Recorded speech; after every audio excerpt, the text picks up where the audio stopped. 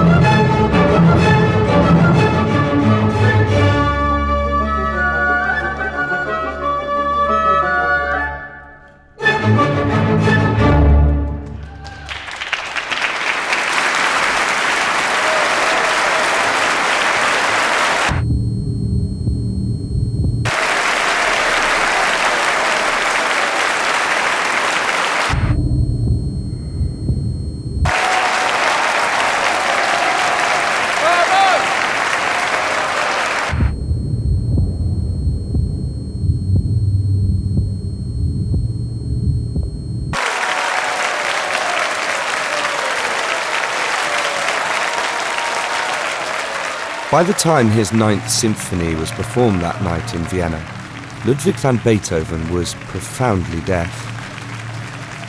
Almost 2 centuries later, this music remains as potent, obsessive, and bewilderingly brilliant as ever. It's even more remarkable when you remember that its composer was unable to hear.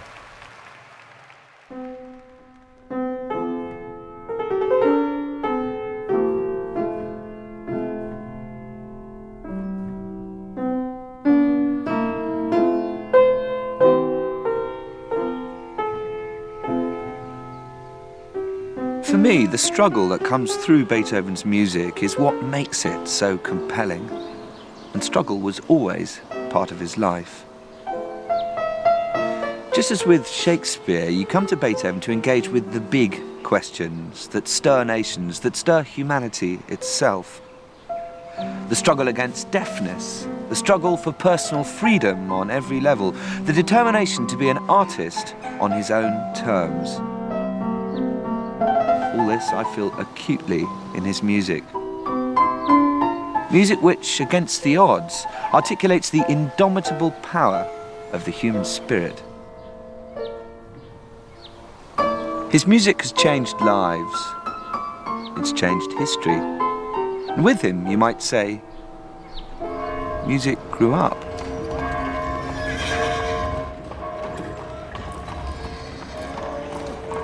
Beethoven was born into a family of court musicians in the German city of Bonn. From an early age, he'd learned to fend for himself.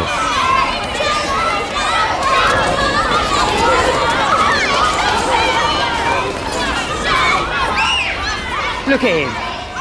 What's he so miserable for? Your mother's dead, isn't she? No, she's not. Well, she must be. Look at the state of you.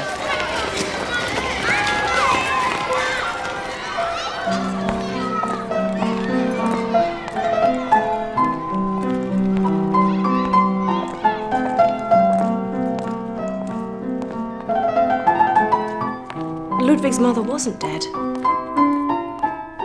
At least, not then. I don't think his mother meant to neglect them. It wasn't as if they were poor. Certainly not when we were children. But I don't remember it being exactly a happy home. Keep the tempo even.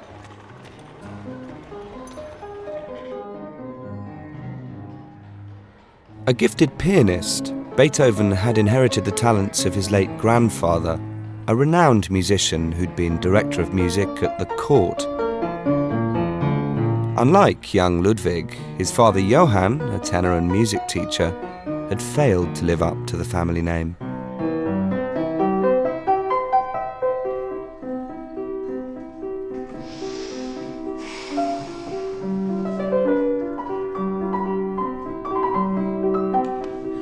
Right, that's enough. Stop. Enough. That's enough. How many times do I have to tell you just play the notes in the exercise? But, Papa, it's so beautiful. It's silly trash. Stop. Grandfather would have loved it. I said enough!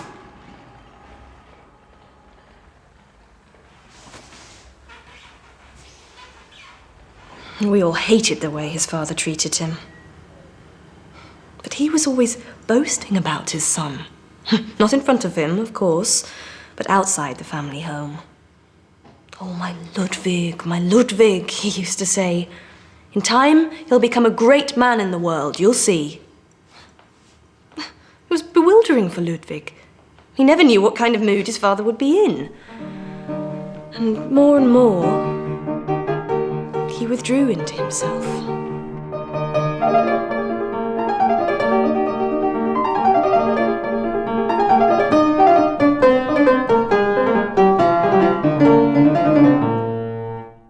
It was clear that Beethoven's talent as a musician might provide an escape from his father. And when he got his first job, aged only 13, as deputy court organist, Beethoven's future suddenly seemed brighter. He began to study the work of Bach, Mozart and Haydn.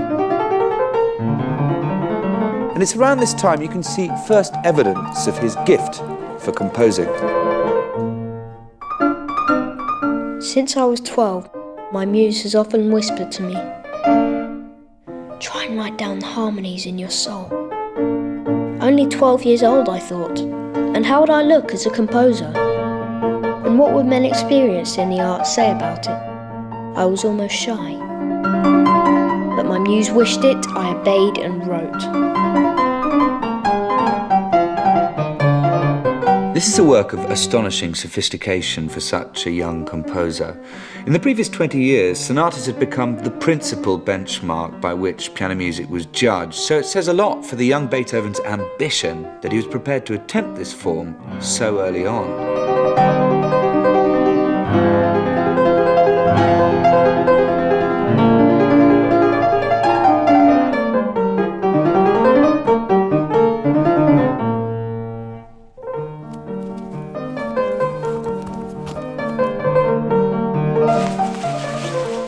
Every element of his court costume. It was quite something. Sea green frock coat, green knee breeches with buckles, stockings of black or white silk, shoes with black bow knots, the vest bound with real gold cord, hair groomed, hat under left arm, sword with a silver belt. It was really quite something.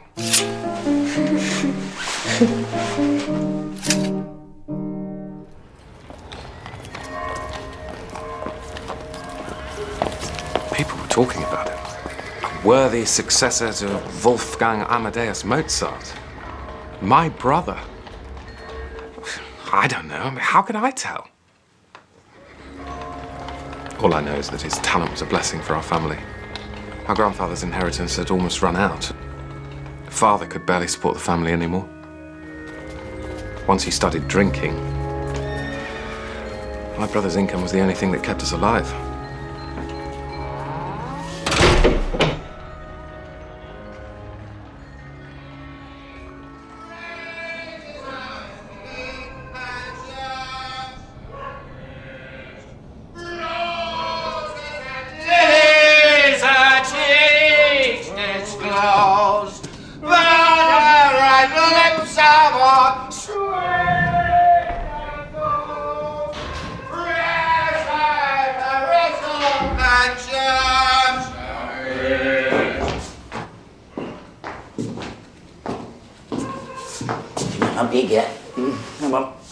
sleep. I want to sleep. Bastard!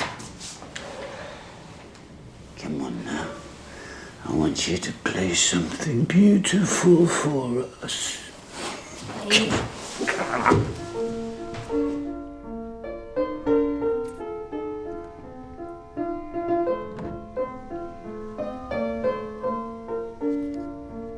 Brilliant, isn't he?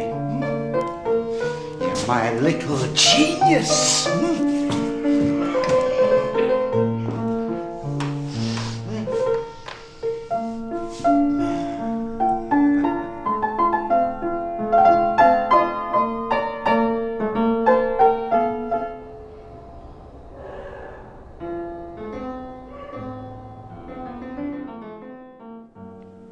It was a bad time.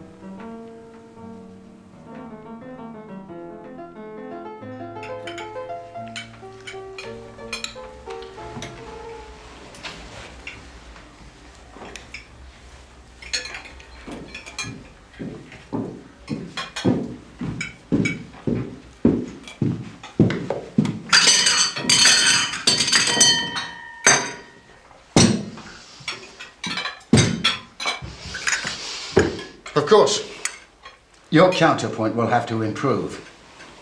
It's quite inadequate, especially for Shut up. What did you just say? Come back here! You have nothing more to teach me. But I taught you everything you know!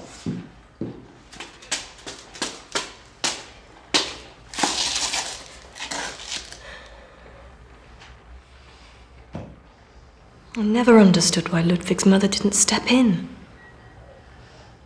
He certainly never criticized his parents in front of us. But I had the feeling that he'd given up relying on them.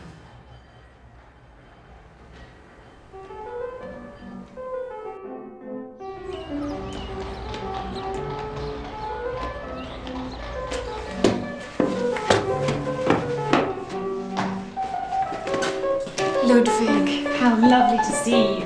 Come and see how your pupil is getting on. Beethoven found refuge at the home of Eleonora's family. He taught young Eleonora the piano. Her mother, Helene, doted on him. The whole of Bonn was talking about this young genius. But my mother was one of the few who understood how fragile he was.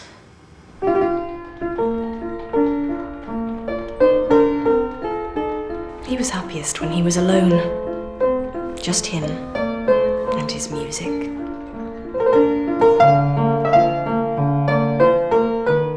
My mother knew that he needed protecting.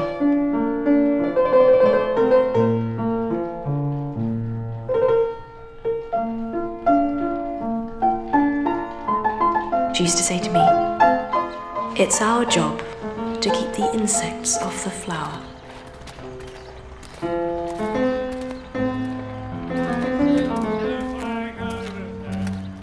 But even music couldn't shield Beethoven from the deterioration of his family life.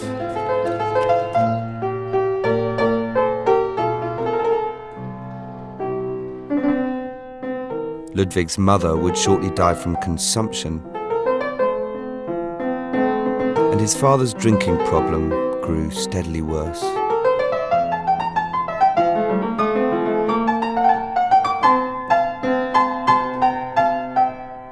At the age of 19, Beethoven's life reached a turning point.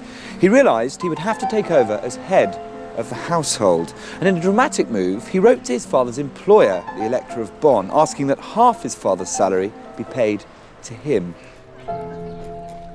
It was typical of Beethoven's boldness, and he got his way.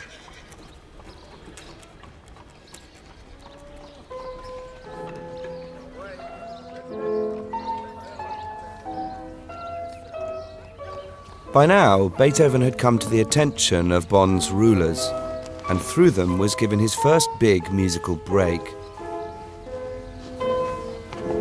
He was chosen to write the music for a cantata commemorating the death of Joseph II, the popular and modernizing Habsburg emperor who had embodied the ideals of the French Enlightenment.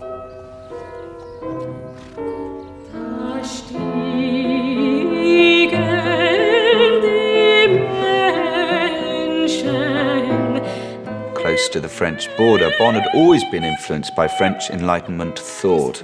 And the young Beethoven also found himself drawn to its values of virtue, reason, freedom, and progress.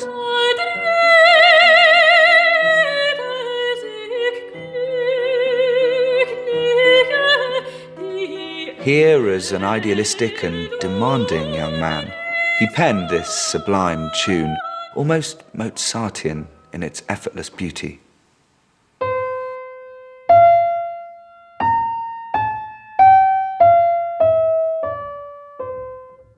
This soaring line, mankind climbs towards the light, has been called Beethoven's melody of humanity, and its shape, its melodic contour, we'll hear again and again in other works. What does it consist of? A rising figure, up again, and then it turns back in on itself. So it's about an overall shape, not the specific notes, which makes it a motto theme, which is an ongoing obsession in Beethoven's music throughout his life.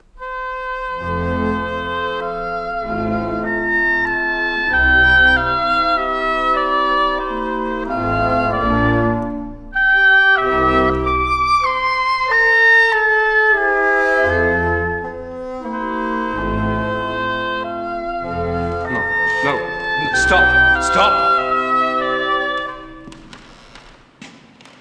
Unless my ears deceive me, you are playing flat. The whole of the last phrase was flat.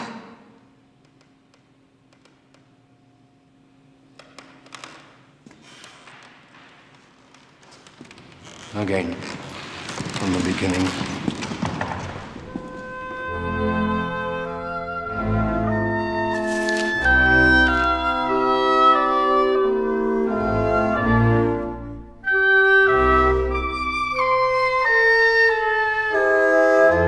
The work was rehearsed but never performed in Beethoven's lifetime. It's an ambitious, elaborate piece, and at 800 bars, longer than anything he'd written before.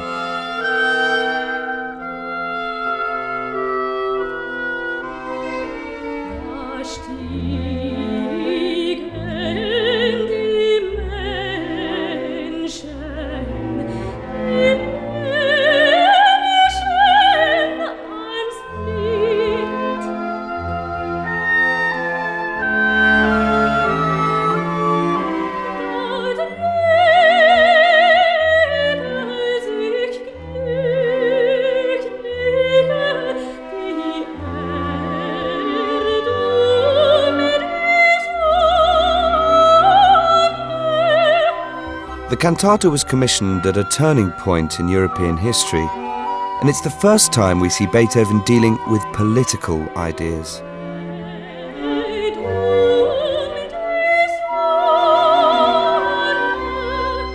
The storming of the Bastille in France had sent shockwaves throughout the continent. And here, Beethoven seems to bid farewell to Europe's past by giving this work an image of an idealized golden age of aristocratic heroism, just as so much of Europe is on the brink of devastating revolution.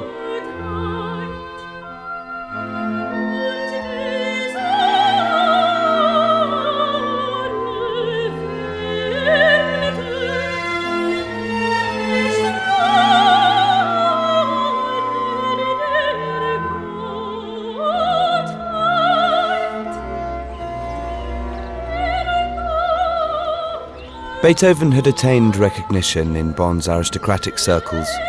It was now time for him to seek a wider horizon. His life in Bonn could only take him so far. He was well aware of that. And he had so much more to learn in Vienna. But he knew not to rely on anyone. That much he'd learned from his childhood. It's hard to say goodbye. It's something I know you have to do. But if only it weren't such a long way away. Eleonora would like to say goodbye. I'm late. I'm sorry. Please don't be angry with her. I wasn't able to return his love. And, in his usual way, he was angry with me for it.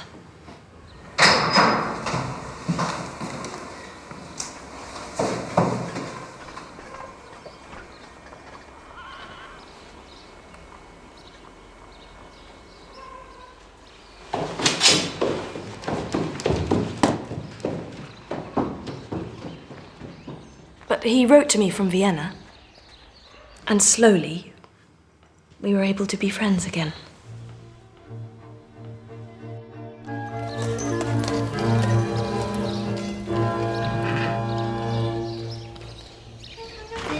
At the age of 21, Beethoven left Bonn behind him and set off to seek his fortune in Vienna, the musical capital of Europe.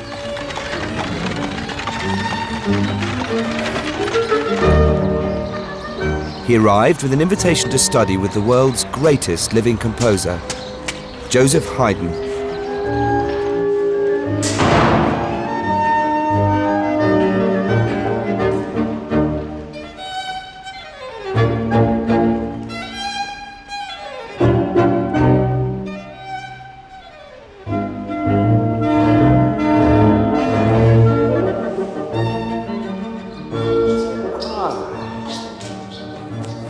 Haydn. So pleased to meet you. Welcome to Vienna. How are you getting on? Oh, come, sit down over here. Over there. Now, I was shown a manuscript of your cantata when I visited Bonn. Yes, your patron, Waldstein? Yeah. He told me you were brilliant. Yes, he said, with a lot of hard work, you shall receive Mozart's spirit to the hands of Haydn.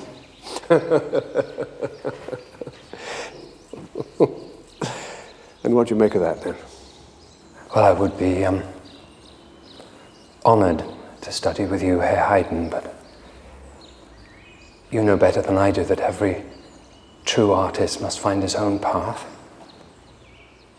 Of course. An extraordinary young man. I wasn't surprised at his impatience.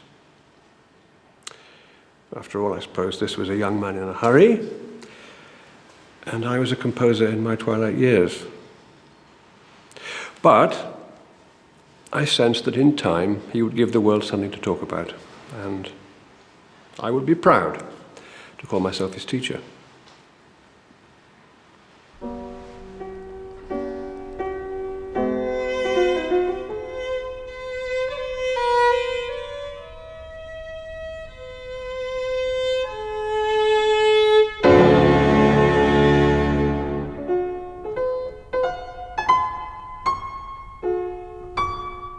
Soon after he arrived in Vienna, our father died.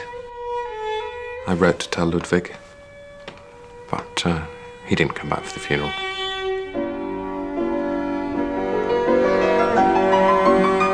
In fact, he never returned to Bonn. I was more than happy to follow him to Vienna. There was nothing in Bonn for me. I suppose, in a way, I was living in his shadow.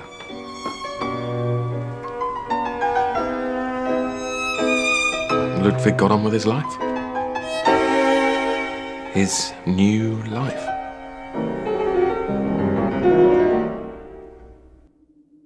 The death of his father meant that Beethoven could finally put his childhood behind him. Before long, he was being feted in the salons of the Viennese nobility as the city's most exciting newcomer. Nothing could hold him back.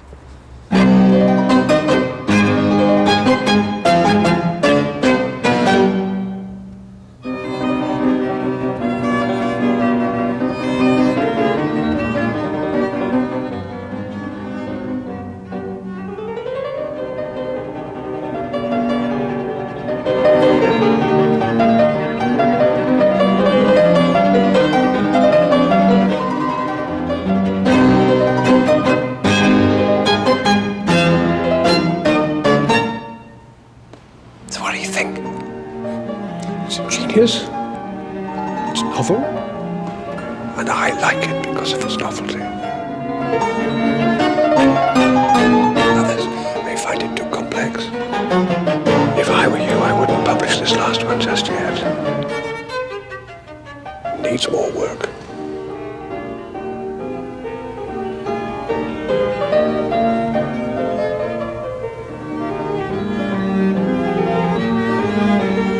What's wrong with it? No, nothing's wrong with it. I simply meant that this is a complicated work. Perhaps a little too much so. The public hasn't caught up with you yet. Perhaps they're not quite ready for this.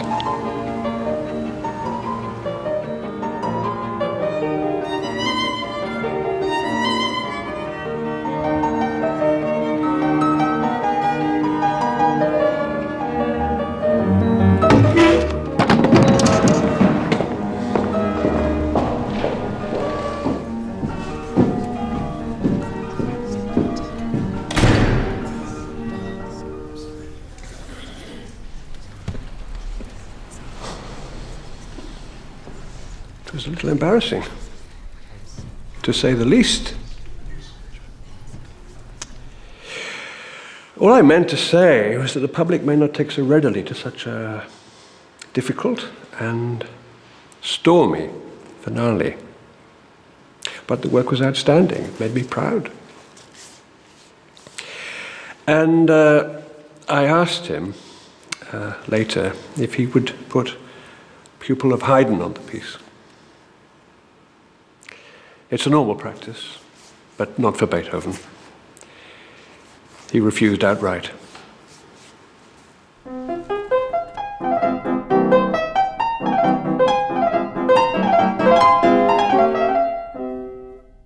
Perhaps it was necessary for the young composer to carve his own way.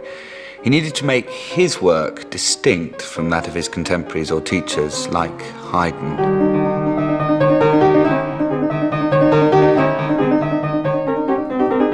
And he does that here in the F minor piano sonata, setting himself challenging ground rules in order to express the maximum. Whereas composers like Haydn and Mozart might achieve contrast through key change, Beethoven here sticks pretty much to the one key, F minor. And he forces us to sit up and listen through the use of very clever localized effects. Repetition, strange syncopated rhythms, and extreme shifts between loud and soft. He's taken the idea of contrast to a much higher, more provocative degree.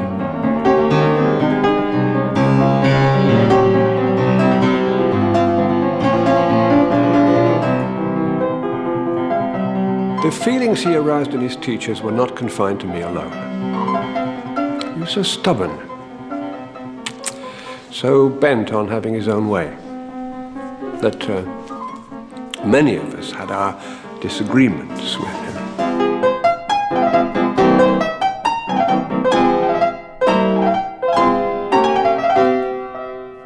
He claimed, apparently, that I was jealous of him. But when you heard the work, how could one not feel it had all been worthwhile?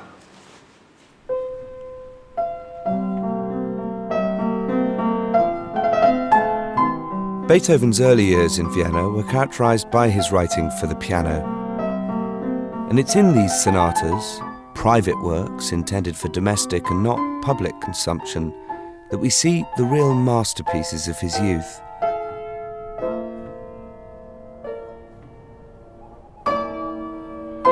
With them, you have a sense that he's discovered his inner voice.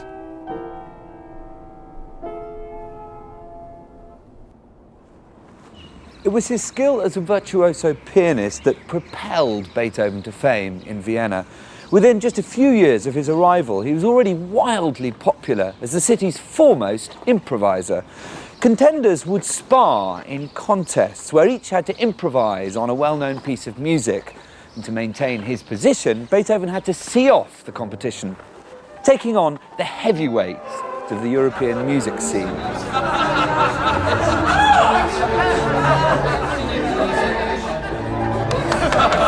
Ladies and gentlemen, Herr Beethoven tonight will meet more than his match, I believe. May I present the brilliant, the hitherto unbeaten, all the way from Paris? But don't hold that against him. He's dexterous, he's dashing, he's debonair, he's Monsieur Daniel Steibelt.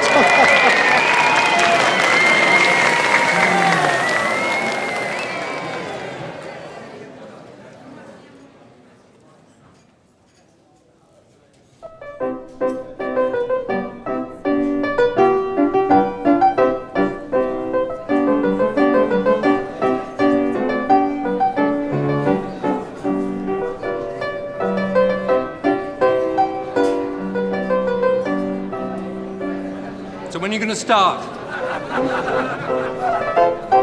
We haven't got all day.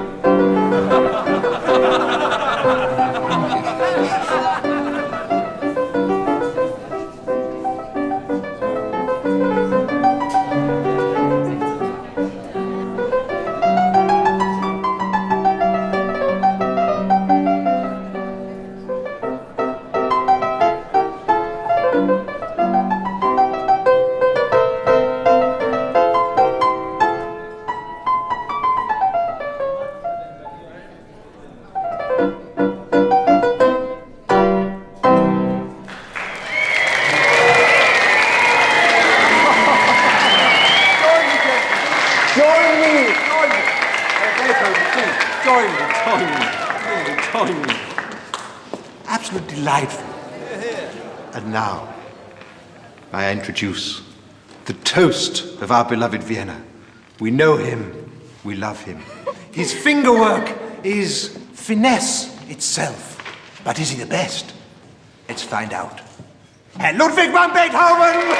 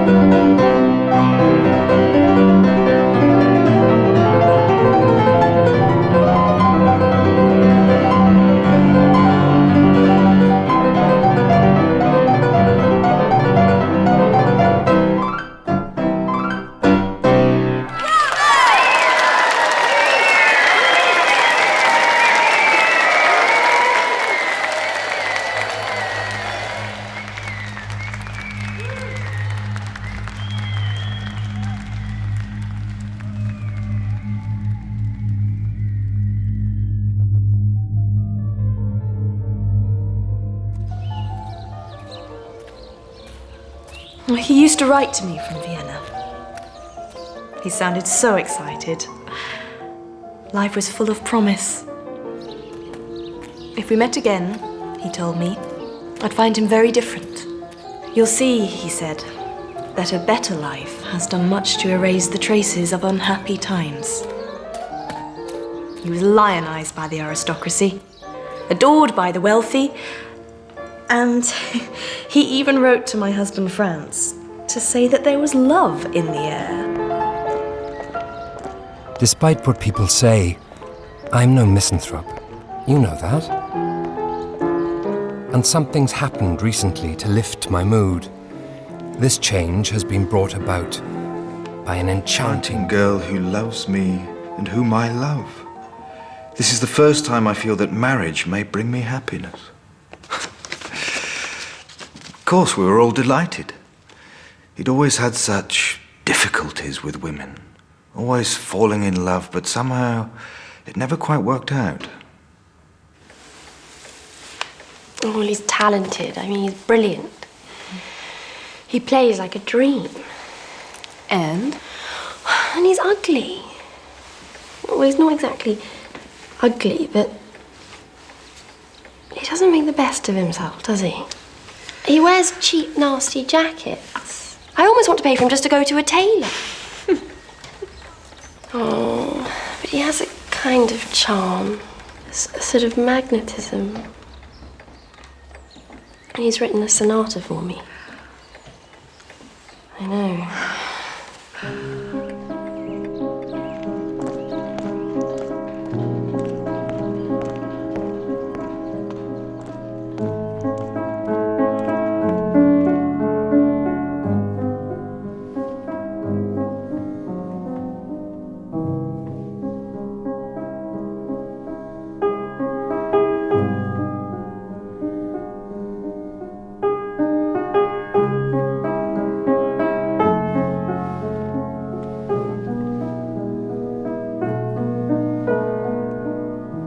This hypnotic work was dedicated to Beethoven's pupil, Countess Giulietta Guicciardi, in 1801, and it only became known as the Moonlight Sonata years after Beethoven's death. He himself gave it the subtitle Sonata in the Manner of a Fantasia, and it's this fantasy-like quality which builds on the huge talent Beethoven had for improvisation. Here we see that very gift taken out of the public sphere into the private realm.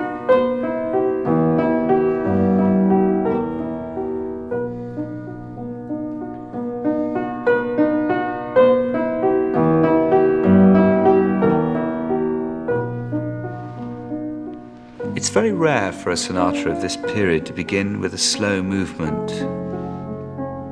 a delicate, dreamlike texture, which sounds as if the pianist is spinning a spontaneous thread of expressive thought. And then there's the melody, almost a song without words. And in its lyrical and melancholic nature, which would have a great influence on 19th century romantics like Chopin, this work takes the piano sonata into dark, new territory.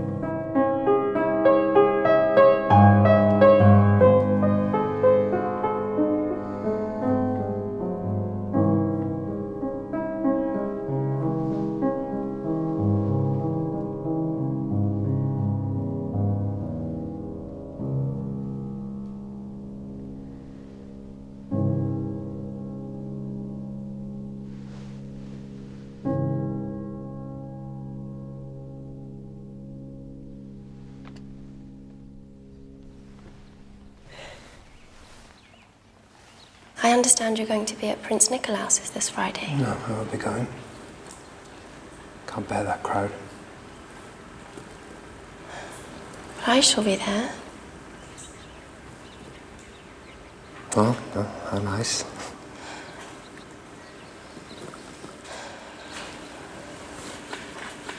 I think we should move on to the next movement. Giulietta was one of many women with whom Beethoven would fall in love. Yet it wasn't just a fear of intimacy that stopped him getting too close. There was something else. I was lucky enough to be taken on as Herr Beethoven's assistant. An honor indeed. And as such, I was privileged to spend a great deal of time with him, just the two of us. Which sometimes meant knowing things about him the rest of the world as yet had no idea of. Have you seen the quintet yet? Yes. And I've marked the misprints. Why can't they ever get it right?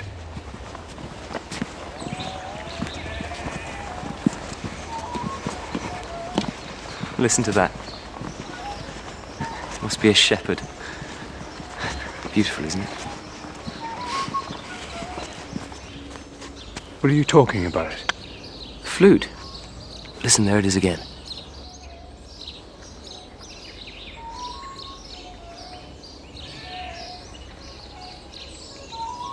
You're joking, aren't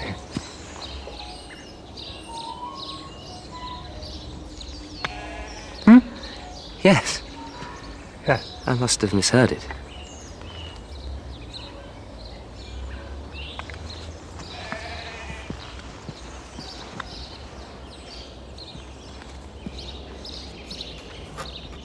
You asked about my present situation. Well, to the outside world, everything is fine. I'm being offered more work than I can possibly deliver, and I no longer even have to negotiate with people. I state my price and they pay.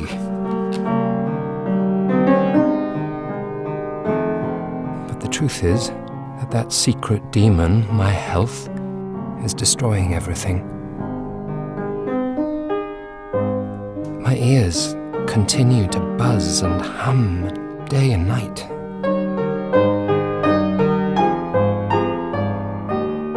Can you imagine what a disaster that is for me, a musician? I daren't go out in public, just because I cannot possibly tell people I'm going deaf. Beethoven would lose his hearing slowly over the next 10 years. But the first symptoms of deafness, a ringing in his ears and an inability to understand people's speech, threw him into a panic. There wasn't a moment to lose. When he wrote to me again, there was a new sense of urgency in his voice. A determination, almost a mania. A feeling that time was running out.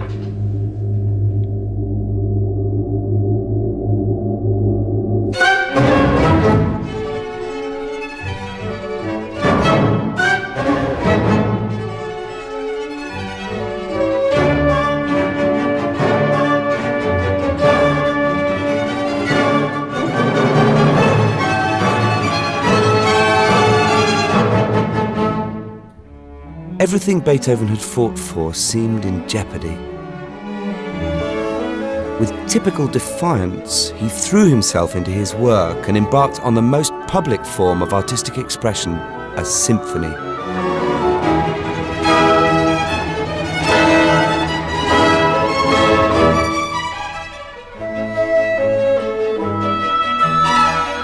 I live entirely in my music.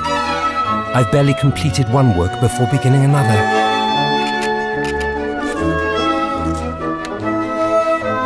At my current rate, I'm often composing 3 or 4 works at the same time. At the moment, I feel equal to anything.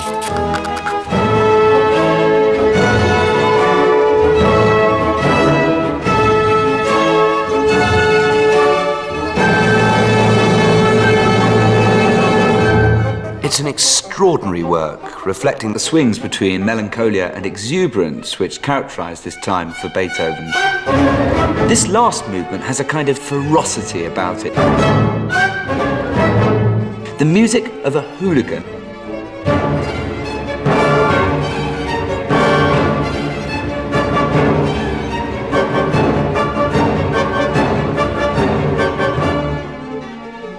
This symphony sits on a fault line between the 18th and 19th centuries.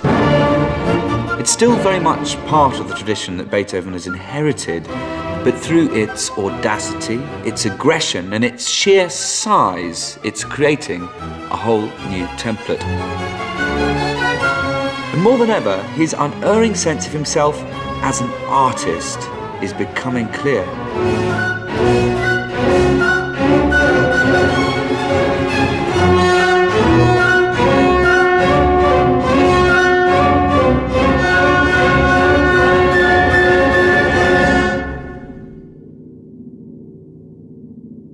I can't possibly marry this man. I don't know what I was thinking. My head must have been turned by the music. I mean, obviously he's without rank or permanent position. I mean, what would my future be? Something else? All of Vienna's whispering about it. There's talk he might be losing his hearing. of musician. Can you imagine that?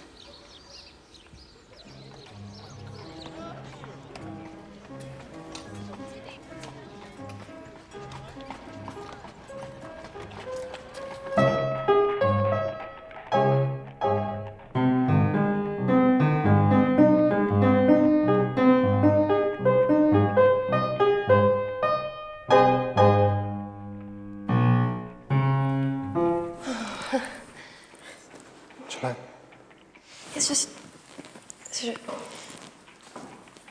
well, it's.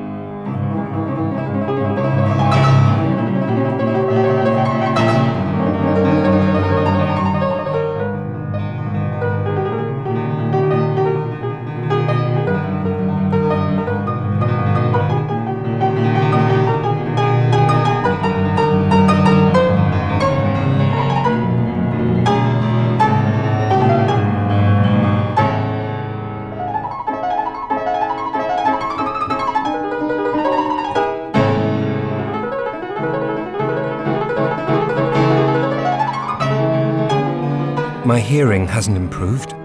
In fact, I think it may be getting worse. And the lady I told you about is not of my class. So marriage is out of the question. And in any case, I really am far too busy with my music.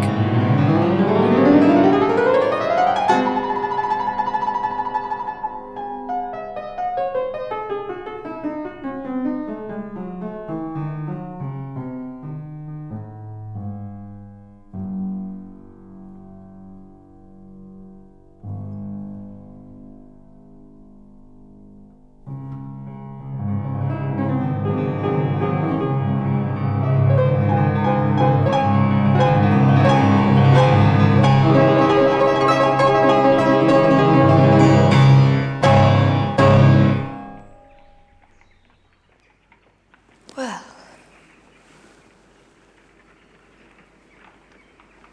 Bravo.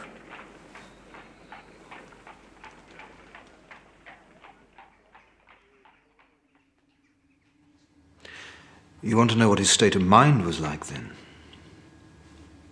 Utter distress.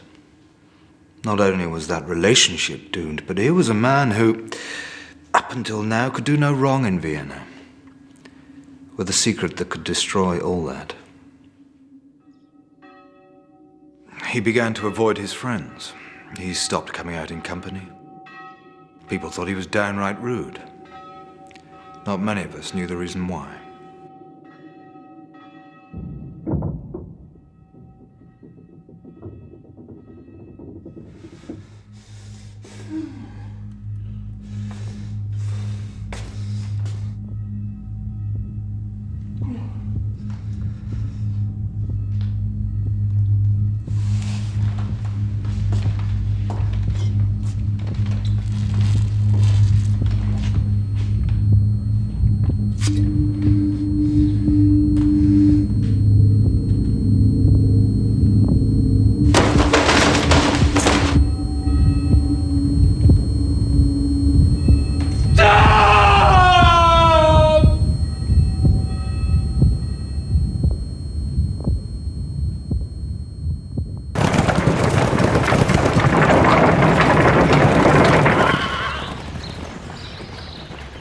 He left Vienna for a few months. I was worried. I tried to keep his business going for him back here, to give him a chance to relax. I think he pinned his hopes on the peace and quiet of the countryside, and the possibility that there must be something that could cure him. Beethoven travelled to a small village called Heiligenstadt outside Vienna. The move was to change everything, but not in a way he could have imagined.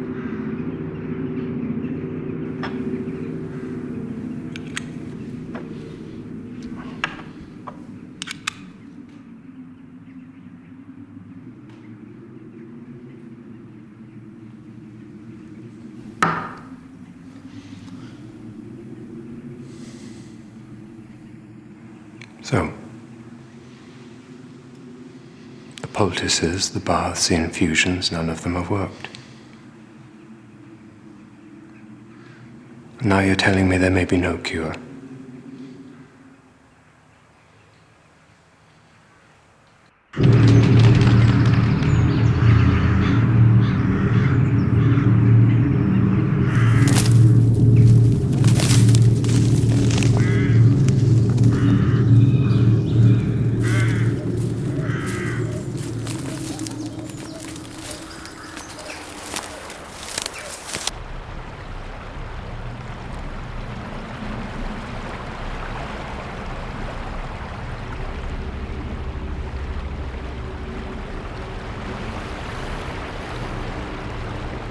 You people who think or say that I am hostile, stubborn, or misanthropic,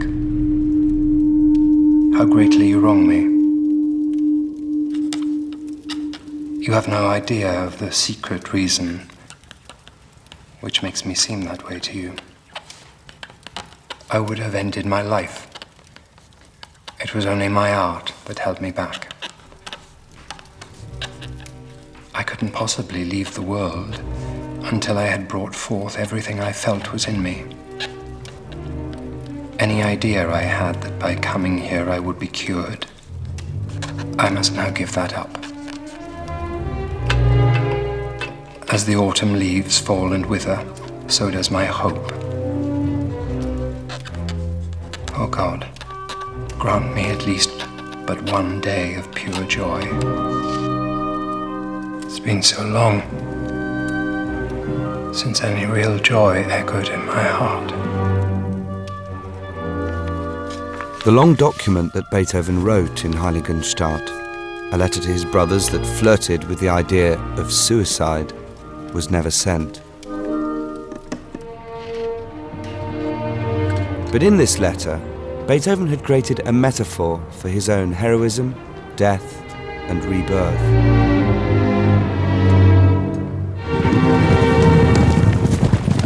Bidding farewell to his old self, Beethoven embarked upon what he called his new way. And on his return to Vienna, he composed his most radical work to date, a symphony which he intended to dedicate to his political hero, Napoleon. But when Napoleon declared himself Emperor of France, Beethoven, feeling betrayed, withdrew the dedication. And he turned the symphony into what you might say is the story of his own heroic struggle. I was bound to be misunderstood, and I had to live alone, like someone who'd been banished. But now all this I've resolved to overcome. Significantly, he gave this symphony a title, Eroica. This was his passionate and defiant response to crisis.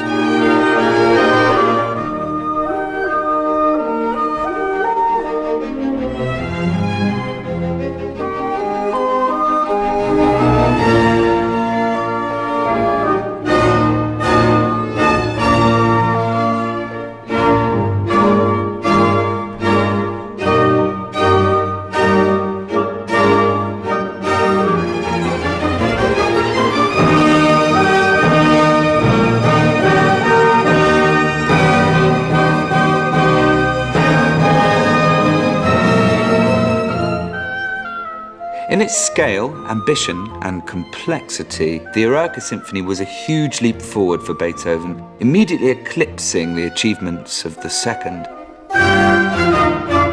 He's demanding that the world perceive him as a true artistic hero, albeit a flawed one.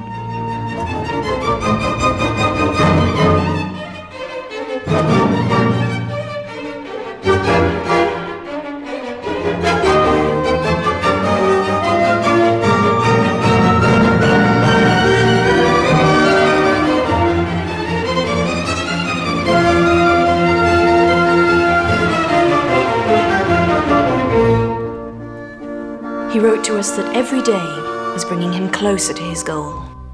A goal he couldn't describe, but he could feel. You'll see, he said. I will be happy again. As happy as this world allows me to be. Resigned to his fate, he wrote, "Let my deafness no longer be a secret, even in art."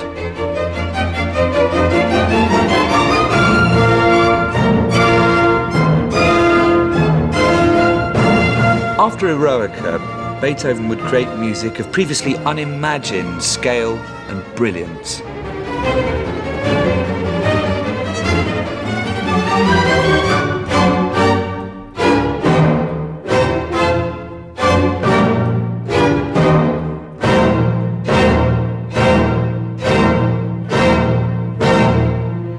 But the deeply personal crisis of losing his hearing was only the start of his difficulties. As he reached his peak as a composer, Beethoven would experience even greater struggles with the world around him.